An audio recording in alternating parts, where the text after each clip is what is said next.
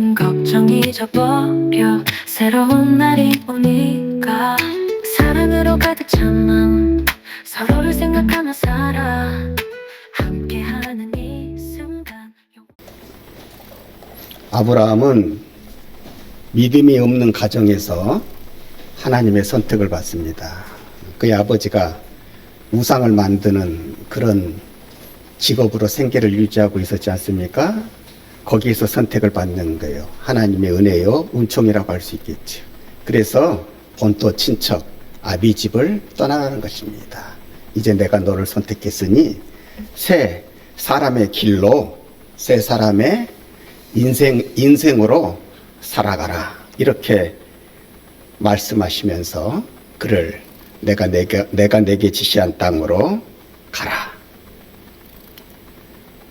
이렇게 처음부터 출중한 사람으로 하나님을 만난 것이 아니었으니 살아가면서 하나님이 원하시는 사람으로 만들어져 감에 있어서 굴곡적인 인생의 모습도 그려내게 됩니다. 실수를 많이 합니다. 지혜로운 선택을 하지 못한 관계로 겪지 않아야 될 고난, 원치 않는 고생의 모습도 연출하게 됩니다. 그러나 하나님께서 택하신 자에게 주시는 축복이 있습니다. 로마서 8장 28절의 말씀처럼 모든 것이 합력하여 선이 되게 하신다. 택하신 자에게 내리시는 이 축복의 법칙이 택함받은 자에게는 존재합니다. 가룟 유다처럼 예수님을 판다거나 데마처럼 세상을 사랑하여서 바울을 떠나가지 않는 한 하나님의 도우심이 주 안에 있는 사람에게는 작용이 된다는 것입니다. 오늘 본문 말씀 이전에 아브라함은 나오미처럼 큰 실수를 합니다. 하나님이 지시한 약속의 땅 가나안 땅에 왔건만 그 가나안 땅에 자기가 원하는 모습이 그려지지 않습니다. 풍족해야 되는데 풍족하지 아니하고 오히려 환경적으로는 자기가 살던 땅보다도 더 못해졌습니다. 흉년이 들었습니다. 먹을 것이 없습니다. 그렇게 눈에 보이는 모습에 별 생각 없이 풍족해 보이는 애굽 땅으로 이주를 합니다. 그 이주한 이유를 곰곰이 생각해 보면 믿음이 없었던 것이 아닙니다. 믿음을 몰랐던 것도 아닙니다. 다만 하나님을 모르던 시절의 옛 습성이 하나님을 믿고 따르고자 하는 믿음의 의지보다도 더 컸기에 애굽으로 이주하는 그런 실수를 나타내게 되는 것입니다. 사랑하는 여러분, 우리가 왜 주의를 매주 지키려 노력하고 밥 먹을 때라도 짧게나마 기도를 하고 또 시간이 날 때마다 또 좋은 일이 있을 때마다 또 여러 가지로 하나님께 감사하는 이 기도의 모습을 우리가 보여야 합니까? 우리 일상적인 삶 속에서 매일 하나님을 가까이 하는 생활을 왜 우리가 규칙적으로 해야 합니까? 이걸 안 하면은요, 나도 모르게 과거에 행했던 세상적인 습성, 세상적인 생각이 믿음으로 사고하고 믿음으로 행동하고자 하는 나의 의지를 꺾어버리기 때문에, 이겨버리기 때문에 그런 것입니다. 주일 예배를 매주 지키는 것도 그렇습니다. 어느 날 내가 실수로라도 교회를 한번 빠지게 되었습니다. 처음에는 그 빠진 것에 대해서 죄송한 마음이 들고요. 그 심령이 그렇게 무거울 수밖에 없잖아요. 그런데 이것이 2번이 되고 3번이 되면 마음이 묻어져서 우리 목사님들이 그래요. 성도가 한 4번쯤 빠지게 되면 그때는 성도가 아니라 세상 사람들과 별 차이 없는 사람이 되더라. 규칙적인 신앙생활을 하는 것이 일이 중요하다는 말씀입니다. 끼니를 거르지 않아야 몸이 축나지 않은 것처럼 규칙적인 신앙생활을 해야 영혼이 비실비실해지지 않아서 잘못된 선택을 피해 나가는 지혜로운 선택을 할 수 있게 되는 것입니다. 아브라함은요, 애굽에서의 자신의 실수를 통한 고난을 통해서 이것을 깨닫고 가나안으로 돌아와서는 이제는 예전과는 다른 지혜로운 선택을 할 줄 아는 사람이 됩니다.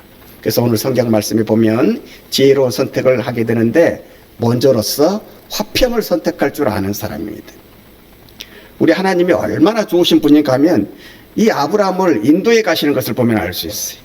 아브라함은 자신의 실수로 인해서 애굽에서 고난을 당하게 되는데 자신의 실수로 당하는 고난이기 때문에 거기에서 몸이 축나든 물질이 축나든 여러 가지로 피해와 손해를 본다고 할지라도 아브라함이 아무 말도 할 수 없을 것인데 하나님께서는 그를 택해 주셨고 그를 사랑하셨기 때문에 그의 실수로 인한 피해와 어려움도 없게 하여 주셨습니다. 오히려 애굽 왕이 사라가 아브라함의 누이인 줄 알고 후대한 것이 있거든요. 아브라함이 거짓말을 했잖아요. 자기 아내 사라를 너무 이쁘기 때문에, 너무 아름답기 때문에 혹 저 사람이 안 좋은 마음이 생겨서, 내 아내를 사모하는 마음이 생겨서 이 사람을 빼앗아 갈까봐, 그러면 혹 자기의 목숨에 위협이라도 될까봐 아내 보고 그렇게 얘기하잖아요. 아내라고 하지 말고 누이라고 하시오. 그래서 누이인 줄 알고, 사라가 아브라함의 아내가 아니라 누이인 줄 알고 그 애굽 왕이 그 마음이 좋은 나머지 아브라함에게 큰 후대를 베풀었지 않습니까? 그래서 2절에 보게 되면은 아브라함에게 가축과 은과 금이 풍부하였더라 이렇게 말씀하고 있는데, 이 재산의 형성 과정 중에 상당 부분이 우리가 12장에 보게 되면은 그 애굽 왕이 아브라함을 후대한 결과로 주어지게 된 것입니다. 그런데 이렇게 받은 축복이 아브라함 가정에 오히려 문제거리가 된다는 사실이죠. 아브라함과 롯이 서로 부자가 되어져서 같은 지역에 살 수 없게 되어진, 이분들의 주 생업이 목축업인지라 양들을 주로 키우게 되는데, 가축을 주로 키우게 되는데 땅이 비좁습니다. 왜? 이제 가진 것이 많아졌기 때문에 먹일 물이 부족합니다. 이걸 두고 서로의 목자들끼리 티격태격 싸우기 시작하는, 옛말에 애들 싸움이 어른 싸움이 된다는 말이 있지 않습니까? 이 아랫사람들과의 간의 이 불편함이, 이 아브라함과 롯 사이에는 서로 간에 불편함이 없었는데 이 아랫사람들의 불편함이 이제는 위로까지 전이되어져서 이제 아브라함과 롯까지도 그렇게 기분이 편치 않게 되었습니다. 이 아브라함이 헤어질 결심을 하죠. 헤어질 결심을 하면서 아브라함이 가장 중요하게 생각한 것이 있습니다. 그것은 물질이 아니었습니다. 헤어지면서 내가 더 이득을 보겠다는 그런 마음도 아니었습니다. 헤어질 결심을 하면서 내가 이왕 내 조카 롯과 헤어질 때에는 피차간에 얼굴에 붉은 빛을 띄우지 아니하고 붉히지 아니하고 평화롭게 헤어지는 화평을 선택합니다. 그런데 이 화평이라는 게 쉽게 이루어집니까? 여러분, 사람이 헤어질 때, 어떤 이권이 있을 때 그 모든 것을 이렇게 갈라쳐서 나누어지게 되어질 때 화평을 이룬다고, 평화롭게 헤어진다고 하는 것이 그렇게 쉬운 것이 아니라고 하는 것을 우리가 세상의 많은 모습들을 통해서도 보지 않습니까? 여러분, 저는 여기 어디 가면은 그 칠성 자동차 학원이라고 있었잖아요. 그 운전면허 학원이라고. 옛날 여기 사신 분들은 다 알 수, 그게 그 롯데의 땅이라고 그랬습니다. 롯데의 땅이라고. 롯데그룹의 땅이라고. 그런데 그 땅이 한 70억 원쯤 된다고 했을 때 어떤 일이 벌어진지 아십니까? 그 땅에 소유를 놓고, 다시 말하면 상속을 놓고, 그 당시에 롯데의 가장 큰 왕회자궁이라고 할 수 있는 그 신회장과 그 동생 회장이 그 땅을 서로 차지하기 위해서 재판까지 갔다는 것 아닙니까? 그렇게 많은 것을 가진 사람도 조그마한 이익을 더 차지하기 위해서 소송도 불사하는 것이 세상 사람들의 헤어짐의 모습이. 그러나 아브라함은 얼굴을 붉히지 않기 위해서 이 화평을 선택하기 위해서 부득불 감수해야 되는 것이지요. 그것은 양보요, 배려요, 더 나아가서는 손해를 감수해야 평화로운 이별을, 평화로운 헤어짐을 맞이할 수가 있는 것입니다. 9절 말씀에 내 앞에 온 땅이 있지 아니하냐, 나를 떠나가라. 내가 좌하면 내가 우하고 내가 우하면 나는 좌하리라. 많은 사람들이 이 대목을 보고 아브라함을 보고 참 물러터진 사람이라 얘기합니다. 왜냐하면 왜 당연한 권리를 주장하지 아니하느냐 이 말씀이지요. 사실 이 말씀이 맞습니다. 롯은 그냥 롯과 아브라함의 관계는 그냥 삼촌과 조카의 관계가 아닙니다. 롯이 일찍이 부모를 잃었거든요. 그걸 불쌍히 여겨서 그게 눈에 밟혀서 아브라함은 본토 친척 아버지 집을 떠나오게 되어질 때에 롯이 눈에 밟혀서 그 어린 것이 눈에 밟혀서 너무 불쌍해 아니다 내가 좀 키워야 되겠다 내가 도와줘야 되겠다 그렇게 조실 부무한 롯을 데리고 와서 열심히 키웁니다. 사랑으로 키웁니다. 그냥 키우는 것이 아니라 자기의 재산이 늘어날 때마다 자기의 분깃을 띄워서 롯에게 물려줍니다. 아들과 같이 방불하게 키웠던 것입니다. 이런 사랑을 받았던 롯이기에 이 헤어짐을 두고 이 헤어질 때의 땅의 분배를 두고 이렇게 얘기할 수가 있는 것 아니겠습니까? 롯아, 내가 어릴 때부터 널 거두어서 키웠지 아니하냐? 네가 모은 재산이라고 하는 것도 다 사실 내가 나누어 준 데서 기인한 것 아니냐?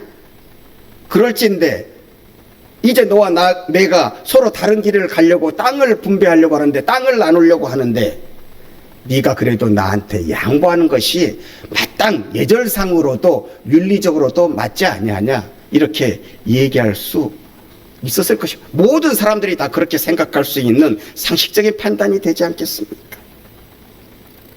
이렇게 별별의 의견이 분분할 수 있겠지만 오늘 성경 말씀을 보면 아브라함은 먼저 땅을 택할 수 있는 모든 기득권을 넘어서 아니 그것을 다 내려놓고 롯아 네가 먼저 선택해라.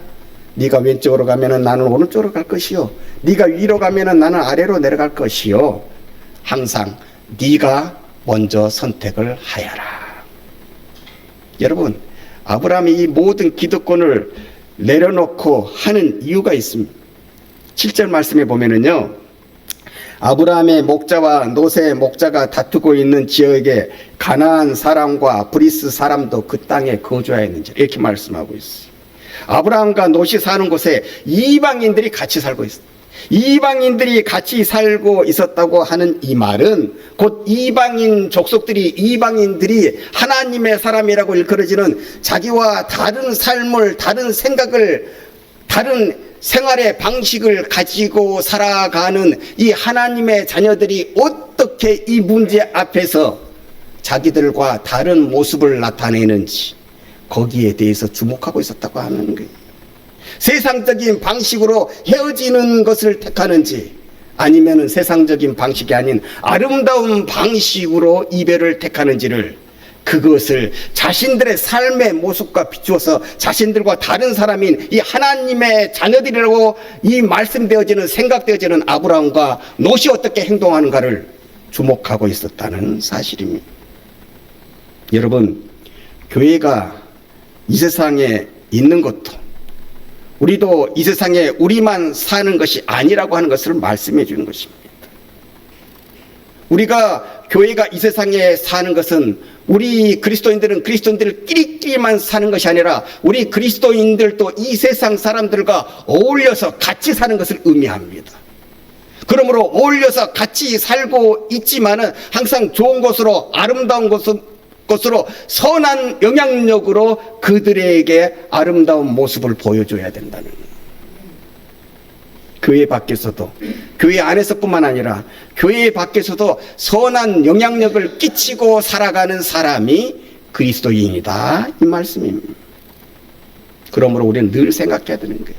우리의 일거수일투족이 하나의 생각 하나의 행동이 하나님께 영광이 되고 누가 될 수 있음을 우리의 마음속에 늘 생각하면서 살아가는 사람이 되어야 한다는 거예요. 이런 신앙의식을 가지고 우리는 이 세상에서 살아가야 하는 것입니다. 이런 의식을 잃어버리고 만약 아브라함이 주의를 의식하지 않냐고 특별히 이방인이 하나님의 자녀인 우리들을 어떻게 생각할 것인가 이것에 염두를 두지 아니하고 만일 양보를 하지 아니하고 현실의 이득을 취했더라면 어떻게 됐겠습니까? 그 하나님을 믿는 사람들도 별 수가 없구먼. 평소에는 참 그렇게 선하고 똑똑하고 참 우리보다도 10배는 더 좋은 사람들인 것 같더니 실제로 자기들의 이득 앞에서는 똑같이 우리네들과 같은 행동과 사고를 취하는 것만 그렇게 생각할 것 아니겠습니까? 여러분, 우리는 구별되게 이 세상을 살아가야 됩니다. 하나님의 자녀라고 하는 특권의식으로 살아가는 것이 아니라 이 세상 사람들에게 뭔가 선한 영향력을 끼쳐야 하는 이 신앙적으로 성숙한 정체의식을 가지고 살아가야 합니다. 하나님은 그런 사람들을 축복해 주시고 그런 사람들을 뽑으셔서 픽업하셔서 하나님의 영광을 나타내는 도구로 사용하시는 것입니다.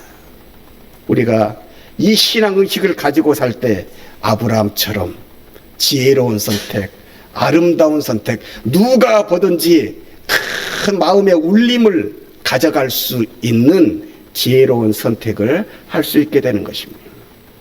다음으로 아브라함은 현실을 넘어서서 미래를 볼 줄 아는 선택을 가져갔습니다. 아브라함의 양보가 특별한 것은 노세 선택을 보면서도 일절 붕괴하거나 섭섭해하지 않았다는 것입니다. 마음의 평안을 지켰어요. 상처받을 행동 앞에 상처받지 아니하는 마음의 평정을 유지할 줄 아는 신앙의 은혜를 그는 가진 자로서의 모습을 보여주고 있습니다. 사랑하는 여러분, 꼭 잊지 말아야 될 것이 있습니다. 내가 하나님을 생각하며 신앙적 양보를 하고 배려를 하고 심지어 손해를 감수할 때에는 세상이 나한테 갚아주지 않는다고 할지라도 사람이 나한테 갚아주지 않는다고 할지라도 그것을 지켜보고 계시는 하나님께서 더 좋은 것으로 더 선한 것으로 더 큰 것으로 우리에게 보상해 주신다는 이 사실을, 이 살아계시는 하나님의 역사와 통치를 믿어야 할 것입니다. 내가 하나님을 생각하며 참을 때, 내가 하나님을 생각하며 인내할 때, 견딜 때 거기에는 하나님의 더 큰 보상이 있음도 그는 깨달았기에 신앙적 양보를 하면서도 그것이 마음에 상처가 되는 길이기도 했지만은 상처받지 아니하고 마음의 평정을 유지하면서 넉넉하게 족한 옷에 예의 없는 그 모습도 아름답게 견뎌냈던 것입니다. 아브라함이 오늘날 우리가 알고 있는 믿음의 조상 큰 인물이 된 것은 그가 처음부터 능력이 출중하고 인격이 훌륭해서가 아닙니다. 처음에는 보잘것없는 사람. 그러나 하나님과 함께하는 시간이 더해져 갈수록 그에게서는 믿음의 진보가 신앙적으로 성숙해져 가는 모습이 나타났기 때문에 그는 하나님이 원하시는 인물로서의 모습을 결국에는 드러내는 삶을 살았던 것입니다. 아브라함은 하나님이 부르실 때부터 신앙생활을 잘한 것이 아니죠. 아브라함도 흔들릴 때가 있었어요. 아브라함도 넘어질 때가 있었어요. 휘청휘청할 때가 있었습니다. 그래서 우리가 성경에 보면 하나님의 약속을 제대로 믿지 못해서 이런저런 사건들을 많이 만들어내지 않습니까? 아시는 대로 가나안 땅에 들어왔건만 흉년이 들었다고 해서 약속의 땅을 벗어나 애굽으로 가지를 않나. 사라를 통해서 분명히 약속의 아들을 주신다고 하셨지만 그 응답의 시간이 길어지자 결국에는 몸종 하가를 통해서 이스마엘을 낳고 나서 하나님의 약속을 이루겠다고 하지를 않아. 전혀 하나님의 생각과는 그런 다른 모습도, 그런 실수의 모습도 이 아브라함이 보여주지 않습니까? 그러나 우리 하나님은 얼마나 신실하신 하나님이신지, 이렇게 휘청거리고 이렇게 실수 많은 아브라함을 하나님은 끝까지 붙드시고 인도하시면서 창세기 17장 1절에서 이렇게 말씀하십니다. 나는 전능한 하나님이라. 너는 내 앞에서 행하여 완전하라. 나는 전능한 하나님이라. 너는 내 앞에서 행하여 완전하라. 너의 불완전한 모습이 이제는 완전한 모습이 되어야 하지 않겠니? 이제 너의 삶을 통해서 이전의 모습과는 다른 믿음의 진보가 나타나야 하지 않겠니? 하나님께서는 계속되는 아브라함의 실수와 부족에도 불구하고 변치 않는 기대로 아브라함에게 말씀하셨습니다. 아브라함아, 너 많이 실수했지. 너 많이 넘어졌지. 그래서 내 앞에 서기에 부끄러울 때도 많았지. 그러나 실망하지 마라.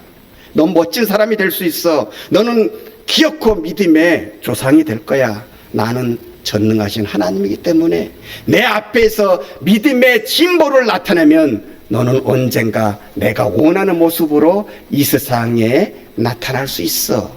그것을 잊지 말고 살아라. 그래서 내 앞에서 행하여 완전하라. 아브라함이 잘한 것이 있지요.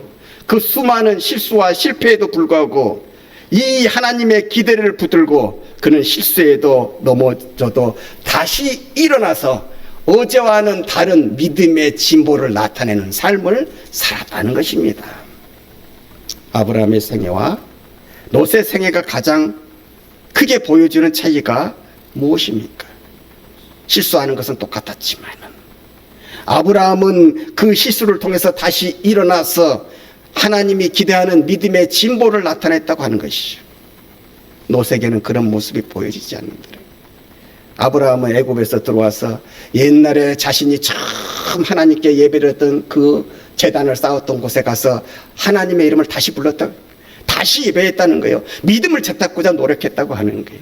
그런데요, 롯은 아브라함과 헤어져서 가나안으로 왔어도 마찬가지. 아브라함과 헤어져서 좋은 땅으로, 눈에 보이는 좋은 땅으로 가면서도 하나님 앞에 예배드렸다는, 감사했다는 그런 기록이 전혀 보이지를 않는다는 사실입니다. 이 눈에 보이지 않는 작은 차이가 결국에는 아브라함과 롯의 서로 상반된 운명을 낳게 된 것입니다. 왜 규칙적인 예배가 중요합니까? 왜 규칙적인 신앙생활이 중요합니까? 우리가 규칙적인 신앙생활, 우리가 계속해서 하나님 앞에서 성실한 예배의 신앙생활을 우리가 가져가게 되어질 때에 우리는 알게 모르게 그것을 통해서 우리의 믿음의 진보가 나타남으로 말미암아 세상 사람들이 할 수 없는 지혜로운 선택을 할 수 있게 되기에 그렇습니다. 아브라함은 예배의 제단을 성실하게 쌓음으로 말미암아 위기의 순간마다, 결정적인 순간마다 지혜로운 선택을 하게 됨으로 말미암아 우리가 알고 있는 그 멋진 사람이 되어졌고, 롯이라고 하는 사람은 똑같은 하나님을 믿는 공동체 안에 있었지만은 예배의 성실함이 부족함으로 말미암아서 지혜로운 선택을 하지 못하고 눈에 보이는 상식적인 선택을 함으로 말미암아 그 선택에 따른 잘잘못의 결과를 다 짊어지게 되는 삶을 살게 되는 것입니다. 그래서 오늘 10절 말씀은 이렇게 얘기합니다.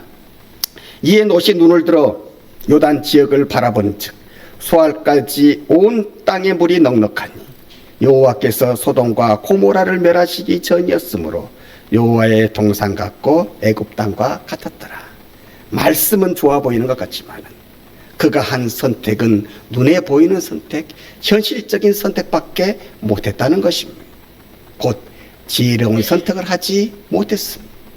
지혜로운 선택이란 무엇입니까? 눈에 보이는 것이 아니라 눈에 가리워진 앞에까지 내다보는 선택을 말씀하는 것입니다. 롯은 눈앞의 이익만 쫓은 나머지 다시 가나안을 떠나 소아를 택하고 점점 동쪽으로 옮겨 소돔과 고모라 땅까지 제발로 걸어가는 것입니다. 여러분들도 아시지 않습니까? 소돔과 고모라 땅이 어떤 땅입니까? 얼마의 시간이 흘러져서 하나님의 심판이 그 땅의 불과 유황으로 이루어지는 땅 아닙니까? 그 땅까지 그는 끌려간 것이 아닙니다. 제발로 점점 더 그쪽이 멸망의 길인 줄 모르고 옮겨갔다는 것입니다. 상식적인 선택을 했기 때문에, 눈에 보이는 선택을 했기 때문에, 지혜로운 선택을 하지 못한 결과로 그는 아브라함이라고 하는 사람을 통해서 또한 하나님의 은혜를 통해서 그곳에서도 건져내는 삶을 살게 됐지만은 그가 겪어야 했던 그 고통만큼은 그 어느 것보다도 크고 엄중해야 했던 것입니다. 그러나 아브라함은 하나님 앞에 늘 드리는 그 제단으로 말미암아 믿음의 진보가 나타나서 약속의 땅 가나안에 머물게, 오늘 성경 말씀 속에 그는 가나안 땅에 머물렀다 얘기하는 게, 비록 머물러는 가나안 땅이 척박한 땅이요 황폐한 땅이었지만 그는 예배를 통해서 이제는 깨닫고 있습니다. 내가 예배를 드리고 하나님의 약속이 있는 이 땅에서 살아가고 있는 한 눈에 보이는 것이 나에게 아무런 문제가 되지 않는다고 하는 것을, 이 모든 것을 바꾸어 나가시는 하나님의 은혜와 사랑과 축복이 나의 삶 가운데에 분명히 나타나게 된다는 것을 그는 앞을 바라보는 시선으로 그것을 생각할 수 있었기에 그는 황폐한 땅, 지금은 황폐한 땅이지만은 약속의 땅 가나안에 머무르는 그러한 결심을 감행하였던 것입니다. 사랑하는 여러분, 우리는 인생을 살면서 수많은 선택을 하면서 살아갑니다. 그 수많은 선택도 크게 세 가지로 생각해 볼 수 있습니다. 잘못된 선택이 있습니다. 올바른 선택이 있을 수 있겠죠. 그러나 그것보다도 더 뛰어난 선택이 있습니다. 지혜로운 선택입니다. 세상 사람들에게는 잘못된 선택을 넘어서서 바른 선택, 올바른 선택만 해도 그 인생을 잘 살았다, 아름답다 할 수 있겠지만은 하나님의 자녀된 우리는 올바른 선택을 넘어서서 하나님이 원하시는 지혜로운 선택까지 할 수 있어야 합니다.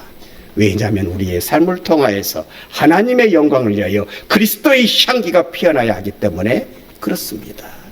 그것이 그리스도인이라고 명명된 하나님의 자녀된 그리스도께 예속된 구원의 축복을 받고 살아가는 우리네들이 나타나야 되는 사명이요 권리요 의무인 것입니다.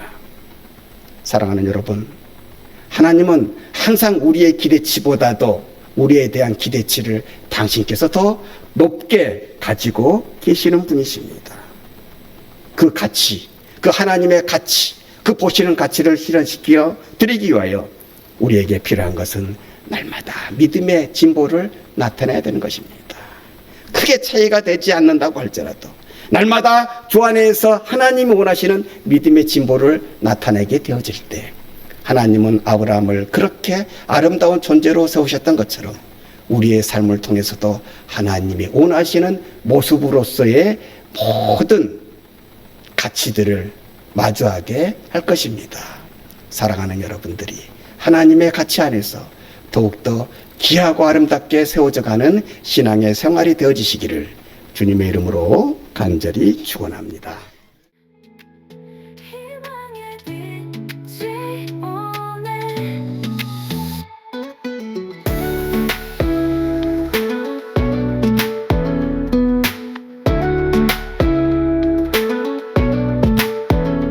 작은 기적 큰 기도 우리가 함께 만들어 마음 깊은 곳에서 뜨거운 마음 느껴봐. 새벽이 밝아오는 그 시간 기쁨이 우릴 감싸고 희망이 넘치는 세상